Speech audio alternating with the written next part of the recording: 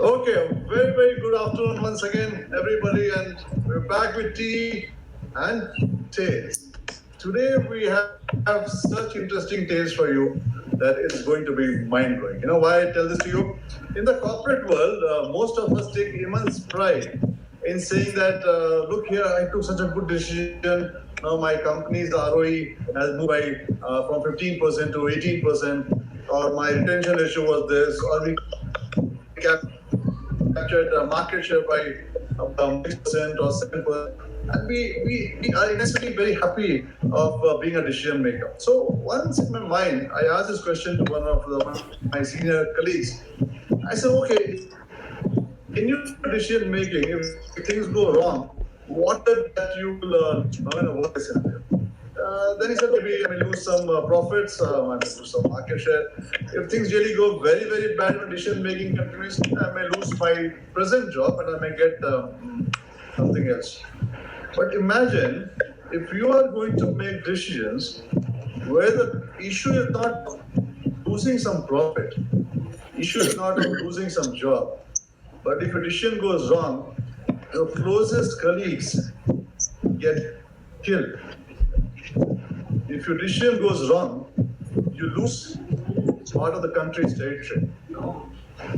And then you're going to take decisions, and that decision have to be taken at the spur of the moment, and you won't have a second chance of what can go wrong in that. Which corporate leader can tell me that they and take decision like this? No, if they can, then they can say that yes, truly they are very good decision makers. No?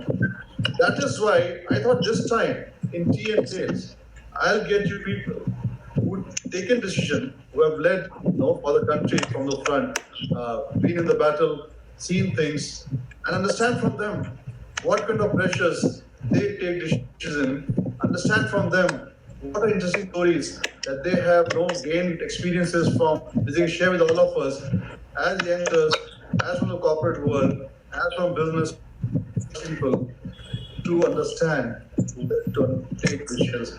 What is it to represent the country in a place where it can be so difficult? So for you, this time I have Major General Vijay Pande, Vishis Seva Medal, Brigadier Kartar Singh, and Brigadier Suresh Nair. No? They've all served the country with immense pride, and they made such a huge difference for us at all point in time. And I don't get have praise then from them today. So I'll not be speaking much and taking away the time. But I'll start with Major General Vijay Pande. Major General, as I mentioned to you and to people in the show right now, that decision making, we are mostly immense pride, but we are nothing to lose. And you are there, your decision can be loss of lives, your own life, and it can also harm the country's interest. How do you take decisions in those tough times? And what are your feelings and emotions when you're going through it? Or some story from your side that we would love to hear in today to begin with you. Over to you, Mr. Pande. Tapan, firstly, thank you very much for making me part of this fantastic initiative that you have taken. I'm really indeed honored to be part of this gathering today, to come to know you and everybody else, and also my military colleagues who are with me. We are talking about decision making. We are talking about pressures which are there. And we are also talking about human lives. So I can maybe relate to a couple, to possibly one incident, then we can take it forward later. Because a retired officer is a dangerous commodity. You have to keep him under control, otherwise he can tell many things. So he'll bore you. So I'll restrict myself to one odd incident, which will possibly give an insight into what decision making is all about in the military. The year was around 2007, 2008, 2009. I was a brigadier commanding a brigade on the line of control opposite Pakistan, an active area where every day something or the other is always on, though it does not come out in the media. So we had an incident where an exchange of fire commenced in the middle of the night, and there was heavy rain also. And some of my detachments means parties of 2 to 3 men, spread out at various places, staying the night all alert, trying to just see what's going on and prevent any mischief from the other side. So there were 3 or 4 such detachments deployed.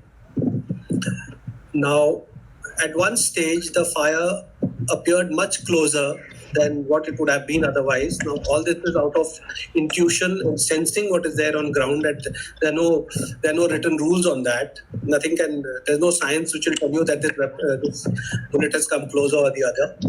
So it was much closer than what it was. And say around 2 o'clock at night, I suddenly found that one of my detachments, 3 men, Sikh soldiers, had gone out of communication.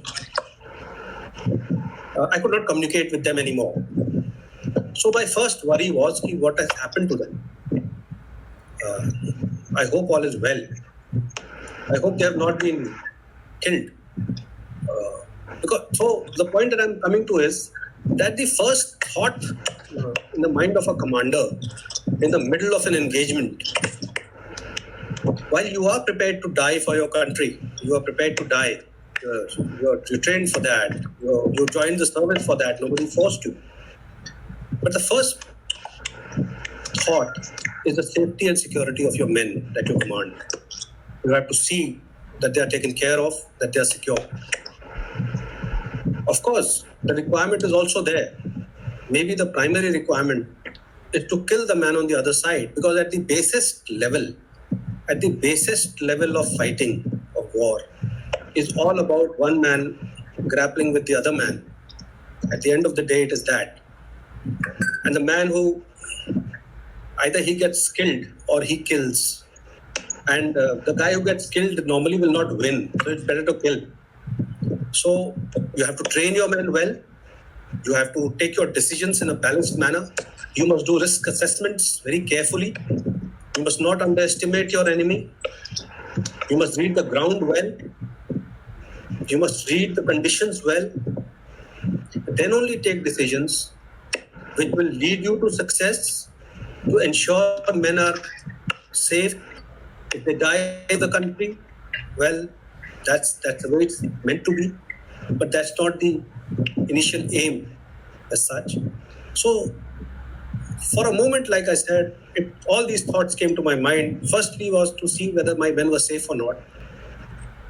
Nothing gets announced in an engagement. Nobody announces that so-and-so has died or so-and-so is alive. Even the enemy does not tell you that. Neither do you get to know. It's only when the fire stops, say from a particular place, you might wonder whether that guy is still alive or what is it. Or maybe you might get some radio intercept, like I got in one occasion, where that man was saying, Allah ke liye kuch kijiye, main shaheed ho raha hu. We got the intercept which was going to his people on the rear, on his side. So it is radio intercepts which can tell you. It is maybe the stoppage of fire that can tell you. So it is all basically, it's all sensing, your intuition, your being upfront with your soldiers. With your soldiers means a leader must be at the point of crisis where he is needed most, and not there to interfere with that man who is doing his job, but to support him, to ensure that he gets what he needs to get. So at the end of the day, after about say another 1 or 2 hours of anxiety, we were able to piece together that it was nothing. Those guys were safe. They had knocked down the enemy, 2 of them. And the only thing that had happened was that in the bargain, that communications had been disrupted. They were not able to get in touch with us. They also only got to know about it about maybe after sunlight, a couple of hours after sunlight, when we finally could get in touch with them. So possibly this incident could give an insight or maybe a brief look into what military leadership at the basic level is all about. Thank you.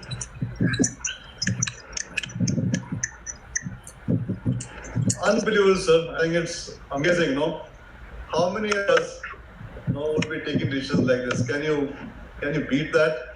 And that's why we say the real heroes are in the army, are in the Air Force, are in the defense. No? Let me move over to Brigadier Kartar Singh. He is working on the border in Kashmir. He has various experiences. So any leadership learning that you had, any kind of situation that you had in which you had to take some decision, in which would have affected the country or our people, or something which was but that became split of a second, and how did you react? What were your emotions, and how did it play out, sir? I want to hear some tales from you.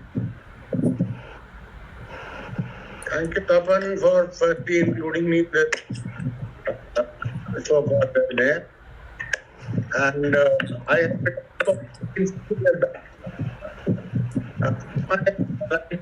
I was commanded the brigade, but my experiences have been more serious in Sri Lanka, where I was there for 2 years. I was a independent battery commander. I am now telling you that military decisions are 2 types: peacetime decisions and wartime. And decisions are akin to management decisions, except that or loss, there is progress or no progress, victory or no victory, there is a winner in the game or no winner, loser. But the wartime decisions are all, in fact, as you would look, the entire management is on the records, data, and principles of war.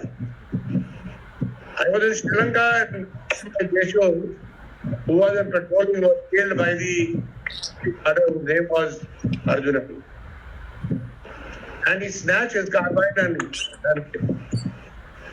my escort came from the boy who was entered the shop.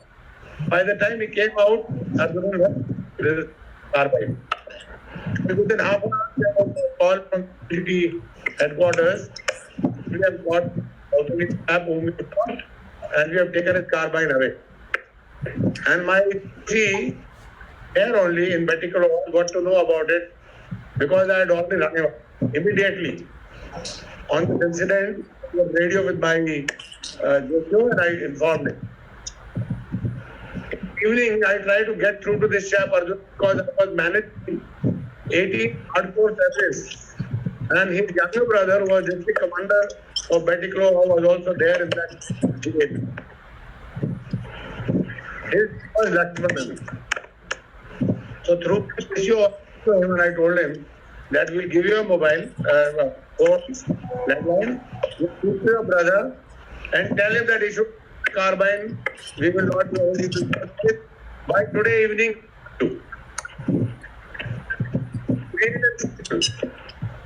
So that's why he said, can't go out. If I put me, I said, then you have to pass the message to your brother. How do you do it? He said, I can't pass it. You go to the jail, I will talk to him in front of you. Talk to this is my, I will not ask you for number. After talking to him, he told him, he said, sir, my wife is saying, with them. I said, okay, please tell him that we are soldiers and you must believe in certain principles. In war has principles of war. If you don't he heard it. By evening, carbine had already reached the div headquarters. But I felt very bad because this was not the way a soldier take it. I thought I should have killed his brother rather than negotiating with him. Because in the soldier war, you don't negotiate. You fight, you win or lose. Though all my companies were very appreciative of this decision, but whenever I think back, 40 years back when I think I was and this incident that I was the particular commander, what had happened? Because as soldiers we don't negotiate, at least action part.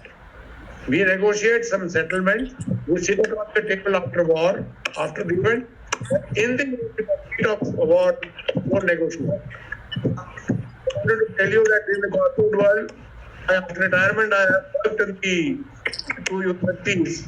One was the Pande University, where I was a founder. University became really provides answers than why some folks are doing with the street. I think decisions in the corporate world and civil are like both like peacetime. There are not much differences. But decisions in war have to be warlike. You would not believe some people who are in communication with me after 40 years, they always say good words, sir, you did such a wonderful thing that your carbine got back. But you will not believe I feel. Either I should have killed Lakshman or I should have killed Arjuna. That is the kind of thinking my commander taught me in 71 war. He said that an officer must have a ruthlessness of a butcher. Some of the followers and audience about this. Once the butcher lifts his knife, he doesn't think about the animal he's going to stop. That though I'm vegetarian, you would not believe a pure vegetarian, but my ruthlessness in taking decisions in the face of enemy has become so hard. It has taken me 15 years after retirement to fold. This is one thing out. Many civilians understand kind of that why do we do like this? Because for us, decision is you can be friction of thinking.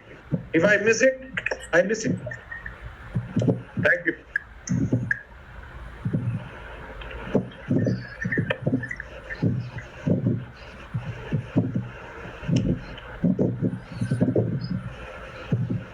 Thank you, Mr. Tapan. So many things to know, listen, learn, understand, and build it up in the way we look at our lives. I think a lot of us, we have so many difficulties, and our food is not warm enough, and our traffic is a bit more, our life is miserable, and I see a lot of people even at young age feel so frustrated.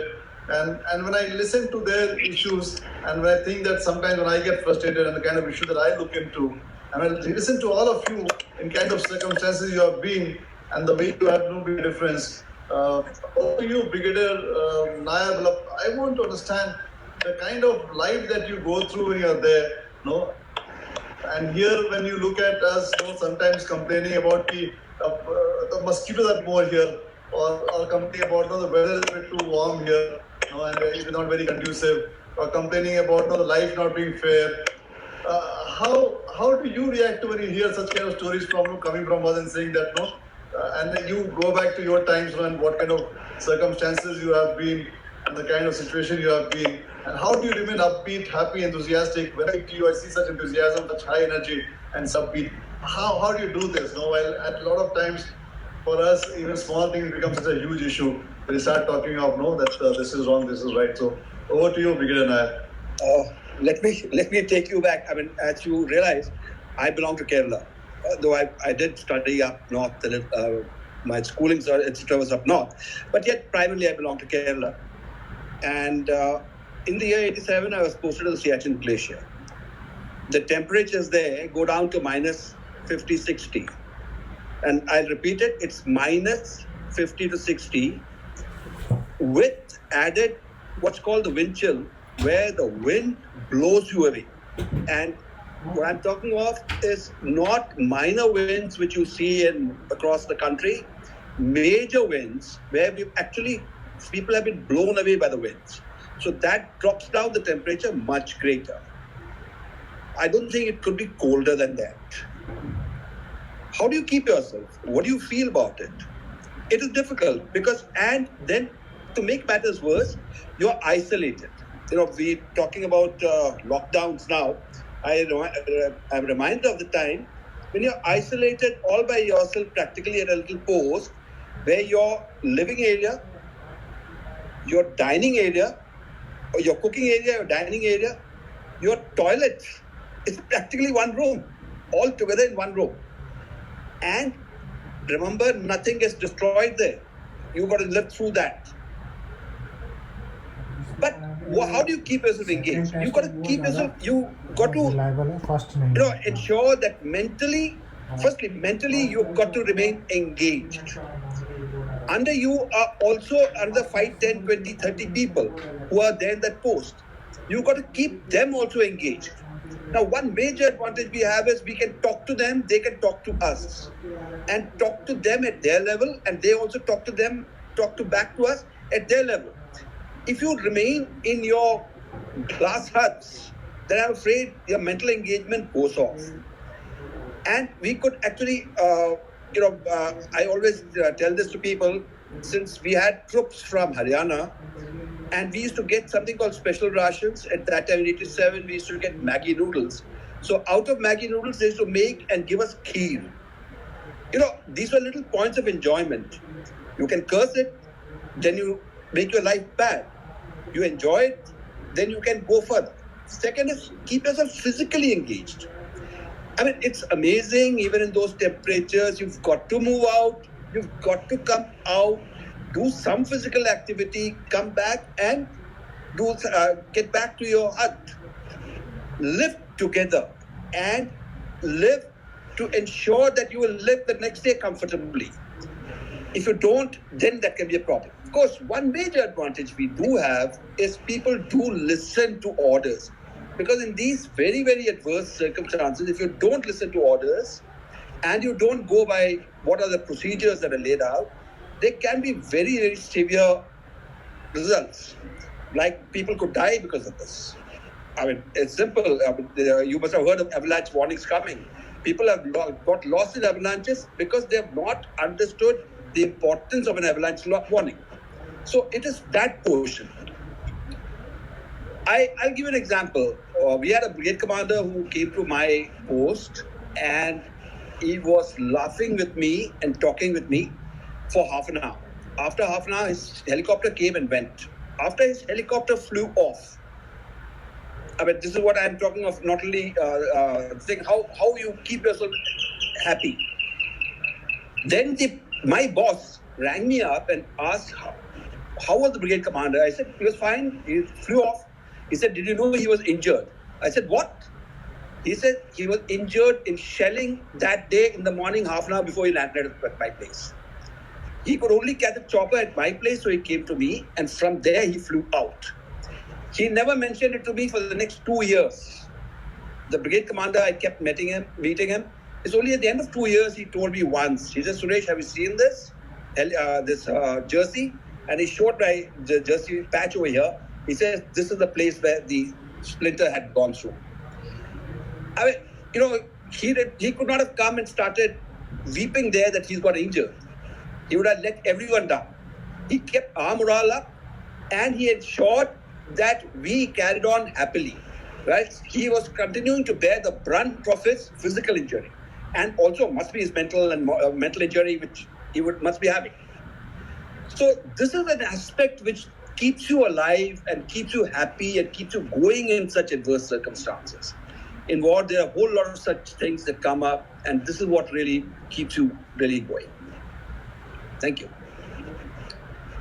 Thank you, Mr. Tapan. Next time when you are, so thank you, Brigadier. I think next time when we are complaining about less salt and complaining about weather and some mosquitoes, and reasons why we are not able to be productive, and reasons why we can't keep a team motivated, engaged, think about our army heroes, Think about the circumstances they operate in. Think about the way they take decisions. Think about for them that the next moment they're not sure what is it going to be, and they're defending our country at the borders, pressure, and still smiling, still very happy. Show me an army person who is not jovial, who is not happy, who can't crack a joke on himself, and when you meet them, who is not super enthusiastic. I've yet to meet somebody who is down or who is not happy. I've seen so many people and so much they have done for the country, that so much to learn from them. I think sometimes when we talk about learning, sometimes we talk of motivation, we keep on looking here and there, we talk of some big names, but just go and meet an army man. Go to a cantonment, stop by, spend some time, have a cup of tea, sit with them, listen to the tales. You will not have to go anywhere else for motivation. You will not have to go anywhere else for your understanding how blessed you are, how protected you are, by being saved by such superheroes. That is where you learn teamwork. That is where you learn how to lead. That is where you learn decision making. But I think before we close it, I'd like to hear one word of one sentence or one paragraph of advice from each of my guests for today. What they would like to tell us, and what is their view, what is something that they feel that we should be doing better, or how should we be behaving, or what are their concerns when they look at us from outside in terms of people for whom they have fought and for whom they have been ready to lay down their lives. So over to you, General, and from each one of you, just want to hear something that you would like to give us as professionals, as citizens of the country, advice that you feel very critical.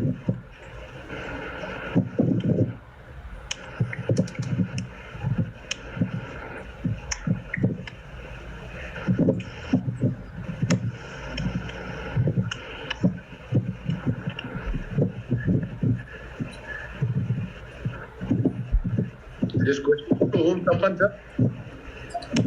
Tapan, this question is to me. To Vijay. Yeah, I think Brigadier Kartar, you can start, no?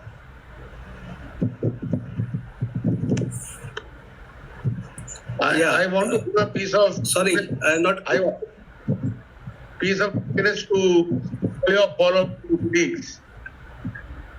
I have written a book, Ultimate Happiness, in which I have given only 3 formulas of happiness. And if a person is not happy, then he'll keep grieving the whole life. If you work like a giant, even if it is a small work, you live like a saint, even if you are a king, and you laugh like a child, even if you are 80 years old, you will always remain happy. Even if your boss tells you, why are you grinning? Why are you showing your teeth? You laugh a little wider.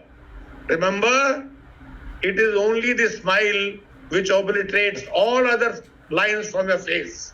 Therefore, please learn to smile. Thank you and God bless. Thank you, Vijay. I think that's so beautiful, no? It's like the yogi yodha, no? The saint and the king together, no? Beautiful. Brigadier Suresh, any comments from your side, I think, that you would want us to follow, listen, or pick advice from you? I worked for a short while after I quit the army. For 6-7 years, I worked with Tata Consultancies. And I used to tell everyone there, and I used to take classes, actually, I used to take sessions on ethics, etc. But that apart, even others, the youngsters, I used to talk to them. And I used to tell them always 1, 2, 3, 4 things. One, that one must learn from all. Never look at a person who's below you as that person doesn't know. That person must be teaching you much more than what your boss will teach you ever. Because he knows the ground, he knows the reality, and then he talks. But if you openly ask him you don't ask him just for the sake of checking his knowledge, but seriously you ask him to learn, he will tell you. And he will teach you, and you must make use of it. So you must use everyone to learn. Second important thing in life, never give up. I think we've been fed up. We've been fed on the stories of that spider going down and coming up and all that. It's true, absolutely true of life. Human endeavor has only proceeded ahead because people have not given up. In whatever field be it in the military field, we've got immense examples, be it in the scientific field, you've got immense examples, be it in economic fields, you've got immense examples. You cannot afford to give up. But when you do the thing again, when you're starting off with the same thing where you failed once, please don't reinforce, as we call, what's a failure, but take another approach and try it again. Sooner than later, you will succeed. And success will be in a bigger measure than what you could have ever imagined. And finally, I think one very, very important thing for us, all of us Indians, which I'm including all army officers, everyone, never take yourself too seriously. Do be serious about jobs, but don't take yourself too seriously. Do laugh, do enjoy, even when you're with people whom you don't like.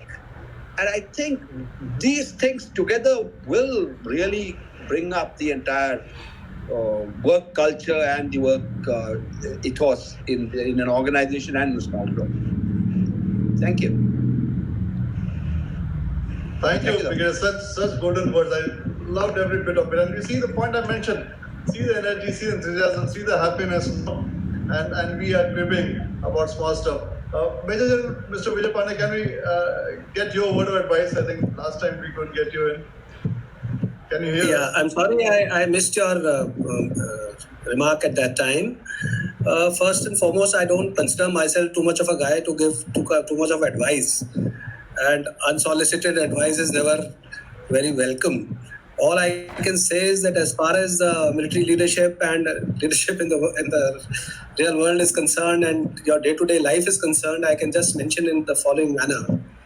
You see, one military researcher, scientist had once said that 3/4 of the province of war lies in uncertainty. Only 1/4 is known. Now, if the 3/4 of the province of war is not known, and in that kind of an environment, you can take a decision and ensure that things remain the way they should be. The fact being that Kashmir remains with us, our borders are intact, in spite of 3/4 of that province being uncertain, that means the decision making is all right. Now, what is it that makes this decision making all right? I'll give you my personal opinion. Please take it for what it is worth. I believe leadership is all about 75% of it is analysis and appreciation and everything else, and consultation, taking views from everybody. 25% is a leap of faith. Okay, 25% is a leap of faith. Now it's up to you. You can choose a fear of failure or a hope of success. Now that attitude will define how you will live your life normally or how you will perform in your work. Thank you. Thank you. I think that's beautiful, no? How do you take decision? People want to get all 100% data to take decision and they don't get it right. With 25% data to take decision in which your country and your people life are stake and you get it right, no? Amazing learning for us. And one advice from my side, next time you feel low, you feel life is bad, you feel that no, your work doesn't deliver well, your company is not doing good, people don't respect you, you are facing a lot of issues, a cup of tea with an army man.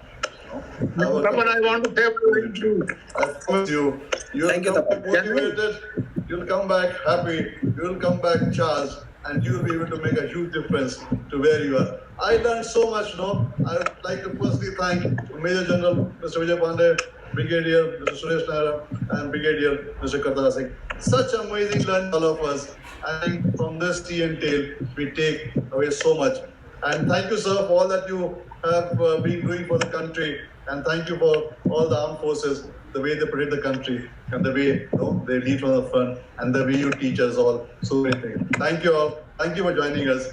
Thank you. Thank you. Thank you very much. Thank you. Thanks a lot, Thank you. Tapan. Great pleasure to be part of this. Thank you.